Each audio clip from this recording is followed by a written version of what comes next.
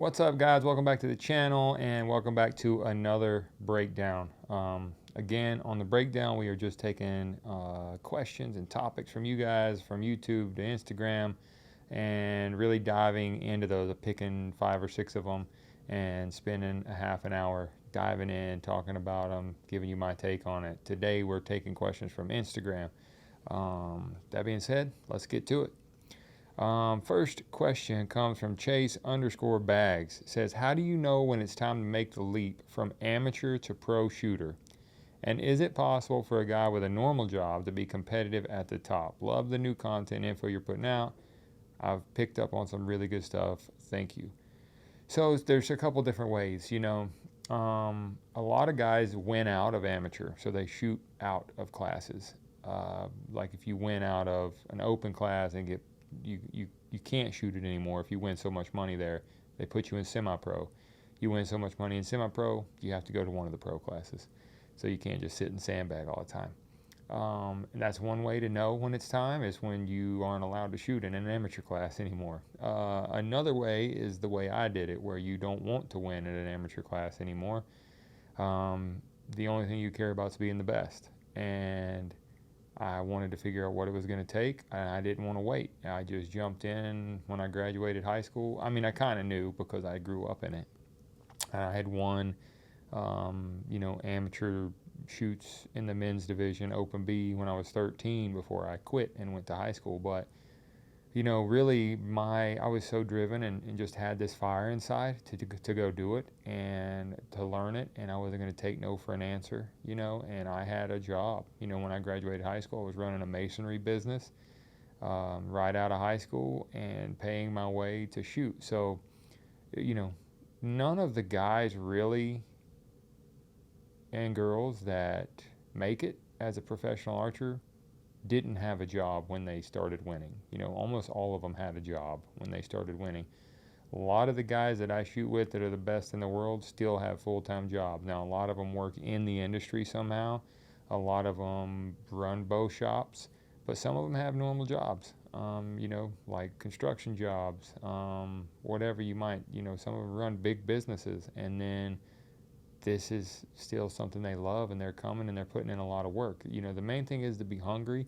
Archery is not a sport that you're going to get rich by just being a competitive archer alone. Archery and hunting in general is a very hard way to get rich, but there's paths to make a great living, and even to make a great living in just competitive archery is very, very tough. You have to be dominant. You have to win a lot. And then comes, endorsement deals once you do win a lot. But knowing when you're ready to be at the pro level, I think that's really up to you. If you're getting stomped at the amateur level, you're not ready. If you feel like you can hang with anybody that you shoot with, or you're better than everybody you shoot with some good guys, you win at the state level, you win. I would go shoot some of the ASAs at the amateur level. If you haven't already, maybe you have. If you're winning, I would keep stepping up. That's what I did as a kid until I went to semi-pro and then quit. And then after high school, I was like, you know what? Even if I go back and have a great day, a great weekend, I don't want it to be anywhere but at the top. And that's the way I looked at it. I got my teeth kicked in my rookie year and figured it out. It was either figure it out or be left in the dust, and I figured it out. So only person that can really know is you, but I can tell you that if you are not winning pretty much everything at the amateur level, you're not ready to go to the pro class. Next question is from Rhino_48. What's up, dude? I haven't talked to you in a while. But the question is, what is your take on the grip angle and wrist positioning? So I think, it doesn't really matter what you do with your wrist or your grip as long as you do it exactly the same every time. Now, obviously, there's some things that make it easier from shot to shot. Like for me, a high wrist or, like that high wrist shot, very hard for me to repeat. Like I see a lot of guys do it well.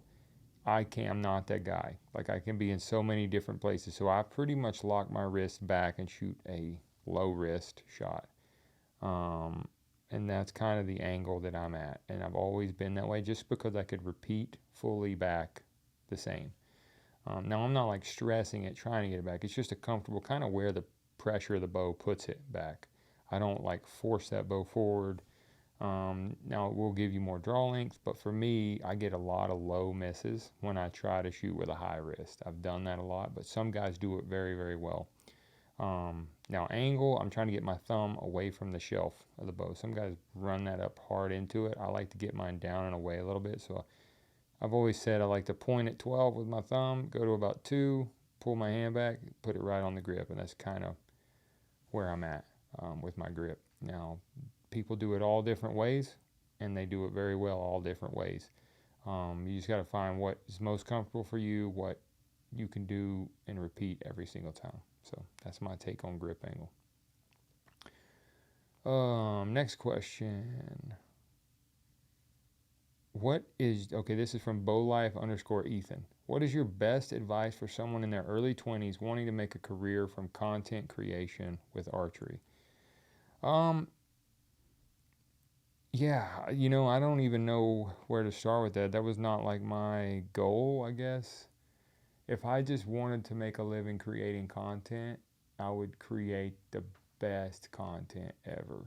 Like I would make my stuff so interesting that people could not watch it. My goal was to be the best shooter in the world, and it turned into creating content for a living, partially. But if I just wanted to, like if you have to start from scratch and you don't have that, like I had those accolades and credentials to really build my career, to build the partnerships that allowed me to create content for a living. Now, just having content, that's all you got. There's so many people out there that are creating content and have no credentials to go with it. It's a very diluted pond. Like that's a very saturated market. So you are going to have to be so different. Honestly, most of the guys that are creating content solely, that is what they're doing. I mean, they started to create content and they have, the really good ones have a niche. They may have something that's a little different. They have something that makes people go, I got to watch this next video. So you have to make people want to watch you first. And it is not a fast thing. And then you have to literally, and the goal is, if your goal is to make money at it and to make a business, then you have to make companies need you too. They're going to need to want the people that follow you. They're going to want to partner with you because people care what you say. So if people don't care what you say or don't care what you put out, never going to make it. Very tough road right there, just to say I'm going to create content, because there's so many people that want to do that because it looks easy from the outside to, who doesn't want to just hunt for a living or create content for a living? But there's a lot more that happens there. A lot of business. You have to learn business. A lot of behind the scenes stuff that goes on. So many moving parts to running a great business with content being in the mix. Our business is content for digital, YouTube, social media, outdoor TV, shooting 15 to 17 major events a year, supplying deliverables, booking hunts. There's so many different things, so many moving parts, and business meetings and flying to this place and appearances. And so it just becomes like, if you want to grow that and become, that's what you do solely and make a great living at it, it's a lot more than just, hey, I'm going to create some content today and put it on YouTube. Once you sign these deals with these companies, then there's deliverables and there's things you got to do and places you got to be, and it is a job. Now, it is my dream job and I still love it every day, but it is a job. So I would say that you have to figure out how to make people want to watch you and listen to you, and that would be my best advice. That would be step number one. What are you good at? What do you love? What makes you different? If you're kind of just okay at everything and nothing makes you different, I don't know if that would be the path I would go down. Next, why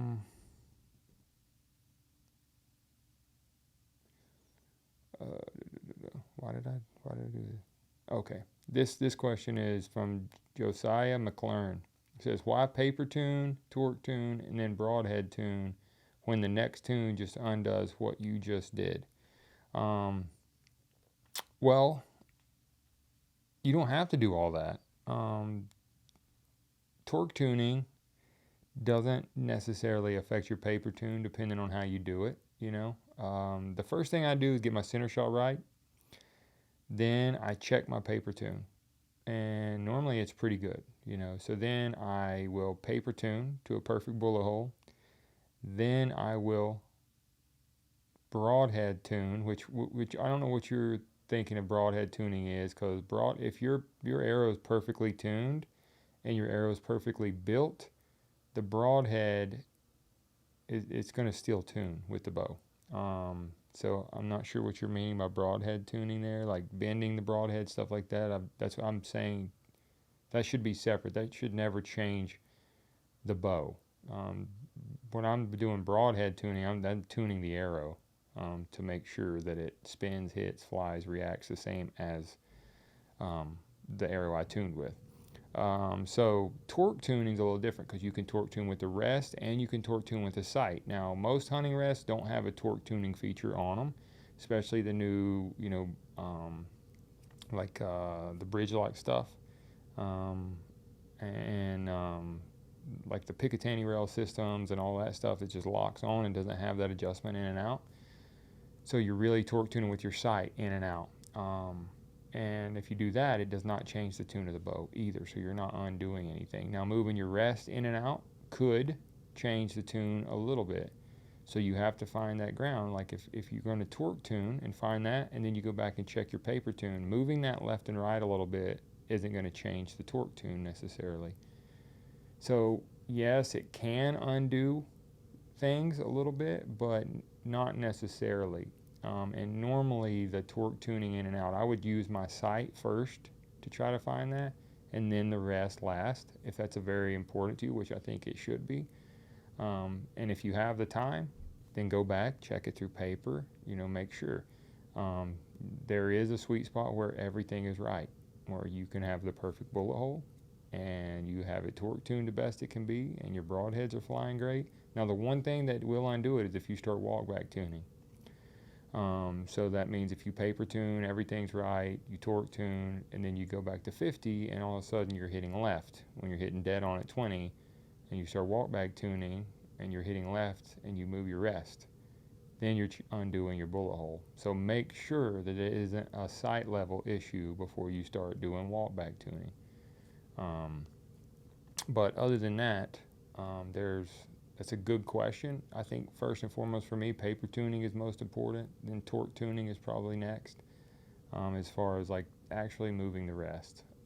And normally, if your center shot's right out of the gate, and you paper tune it, and then your broadheads are tuned correctly, they're spinning great, they're not bent and wobbly and all over the place, and then you torque tune. Normally, there's no reason to go. You can go check it. You're probably going to shoot a bullet hole again. You're going to walk back. Probably not going to be having to move anything after that. So that's the steps I go. And normally I don't have to go back and undo anything. Next question from Andrew._Carney_. Does having a $2,000 bow really help? Well, it depends on what your goals are. Again, I answered this on the other breakdown, I think, too, but it helps. Yes, everything helps. If you have a better equipment, it helps. Is it the most important thing? No, for sure. You are the most important thing by far. You can take somebody that doesn't practice and work at being a better archer, give them the best setup in the world. Take somebody with the worst compound bow ever made, the worst sight, bent arrows, and a terrible hot shot release, and they're going to go out and beat that person. So the person is the most important. If you have two people with equal talent and equal work ethic, and you give one a $2,000 bow and a great setup, and one a 10-year-old bow and a kind of okay setup, 19 times out of 20, the guy with the better setup is going to win. That's why tuning is still important. Having great equipment is still important. Getting one more point in a weekend is still important. It's just not the most important. Once you are a great archer, once you have reached your potential, well, you're never going to reach that completely, but once you get to a certain point shooting, then you need to have better equipment. If you can't group with your bow at 40 yards in a pie plate, there's no need to have a $2,000 bow. It's not going to make a difference. But if you're shooting phenomenally with just an average setup, then maybe it is time to up your stuff, like really take it to the next level. Let's see how good we can get. I try to get if I can get better, a 1/16 of an inch groups, I want. If something can help me, tighten my groups that much, I want it. If I can get 1 point out of a weekend, if I can do something, I want it. I just shot an entire IBO season for the national championship points race, and it came down to the final arrow, and I lost. If I'd have hit one less 8, or if I'd have hit, one more point somewhere in the year, I would be the national champion, not second. So that's why every tiny little bit helps. So yes, does having a $2,000 bow really help? If you're a great shot, it really helps, yeah. But the most important thing is practice. And then next would be understanding how and why things happen, how to tune, how to build a good setup, and then after that would be having great equipment, great bows, sights, releases, stabilizers, arrows, points, components, vanes, knock fit, peeps, everything. It's a huge rabbit hole, and only the best will go down it and have success, because a lot of people will go down it, but they never worked on the most important thing, and that was the actual archer themselves, becoming a great shot. And they'll always blame their equipment, so they need the next best thing, the next best thing, the next best thing. That was never the problem. Next question from Blake_Gorman17. Have you ever had a malfunction with a swacker, and why are they your true choice in broadheads? I've been researching different broadheads and was curious on real world thoughts. Also, do you use the same head on everything? And what weight head is it? I have never had a swacker malfunction, and I've been shooting for 13 years now. I've never had one malfunction where it wasn't something I did. One time I can remember early on putting them in my quiver too tight, too deep, and it pushed the blades open, broke the bands, and so when I went to load an arrow, all my bands were broken on my arrows, and I literally had to cut thread off of one of my pants, a piece of thread, and I tied a thread around it hoping that would work. Luckily I didn't have to shoot that arrow that day. Samantha may have even been hunting, maybe it was her arrows, I can't remember, but I was in the tree with her. So from then on I just carried extra bands, made sure I didn't shove them in my quiver so tight. But as far as actual shot on an animal, I've never had one malfunction. Have I wounded animals in the last 13 years? Yes. Maybe under 5 in 13 years that I haven't found. One elk ever. I've killed 15 bulls with my bow. I've wounded one. And wasn't the broadhead's fault. Most of the deer that I've never lost an animal that I thought I should have found. All of it was, my fault. And the animal lived. I've never shot one in the liver, not found it, or had an arrow not open, or anything stupid like that. It would have been backstrapped. I hit an elk square in the shoulder, and didn't it glanced off at an angle. That's it, once on an elk, and then a couple whitetails that I backstrapped, and that's about it. All lived, and I got pictures of later. But as far as the broadhead malfunctioning, no, never. That's one of the reasons I've stuck with them so long, because I've had other companies offer me a lot, including one of the new ones. Offered me so much back when it first started, and I was like, no. I just, for one, I love the people at Swacker, and I'm getting paid pretty much the same thing from them as I was, 13 years ago, or 10 years ago anyway. Probably one of my lowest paying sponsors that has stuck with me this long. Just haven't, I haven't got a raise. I haven't got, I've been offered 5 times as much as I'm getting paid from them, but I love the product, and I honestly love the people that run the company. Consider them great friends, and I just really believe in it. And that's something I'm not gonna skimp on. That's not, they're the most lethal broadheads in the world, in my opinion. They kill the quickest. Some people are frustrated they don't have a giant entry hole, but I don't need that. When I watch them all fall, they have a great exit hole. They cut, they're razor sharp wound channels. They open inside the cavity. They fly the best, in my opinion. It's just what I'm looking for. It fits who I am as a bow hunter perfectly. Got a funny name. They didn't spend $10 million on marketing like some companies did, but to me, they are the most lethal broadheads in the world. I use the same head for everything. I've killed everything in North America with it, literally. From moose to muskox to elk to Roosevelt elk to sheep to, whatever, whitetails, all the way down the line. And they've performed flawlessly for me. So that's why I choose them. Definitely isn't money. I just really love them and the people there. So that's why I shoot a Swacker and always have. It's been a lot of years and a lot of confidence built in a Swacker broadhead for me.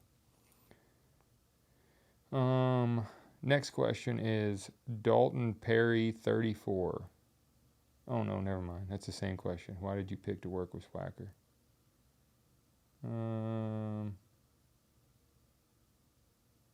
That was not the one. That was it, guys. There was one more. Let me see if I can find it. Smooth or crunchy peanut butter from Pick Diesel. I like them both a lot. But the one thing I can't compromise on is the jelly. And I like strawberry. Not with seeds, just strawberry jelly. My favorite being strawberry and peach jelly together that my buddy Bill Howard's wife makes from Ohio. You guys can't get any because, I don't know, you just can't. But it's the best jelly in the world, and my refrigerator's full of it. But I like smooth and crunchy peanut butter. If I had to pick one, probably just smooth. Anyway, guys, that was it from Instagram. There was so many good questions on there. And I think I answered 5 or 6 of them. But hopefully I did a good job. Hopefully you got something out of that. Thank you guys again for supporting the channel, for watching what we put out. Again, this is a piece of what we do. It's a very important piece to us, this YouTube aspect, this digital, because, it's a really great way for us to get information out, us to get entertainment out, whether it's teaching, hunting, stuff like this. I've been in this game for a long time. A lot of people see me as just a hunter. A lot of people see me as just a competitive shooter, but I've just been in this archery world since I was a kid. I've learned so much. I am opinionated on some things, and it makes people mad that disagree with me. But I'm that opinionated on certain things because I've tried almost everything there is to try, and I just really feel there's certain ways to do things better, and certain things that are unnecessary when it comes to hunting or shooting in general. So if you disagree with me, that's okay. I don't hate you. I don't really care. If people ask questions or we talk about topics, I'm going to tell you exactly how I feel about it. And I appreciate everybody that supports me. You're probably not going to agree with everything I say or do, and that's okay. But if you find something that I say or do or teach that you can use and it makes you better, hey, it's a win for everybody.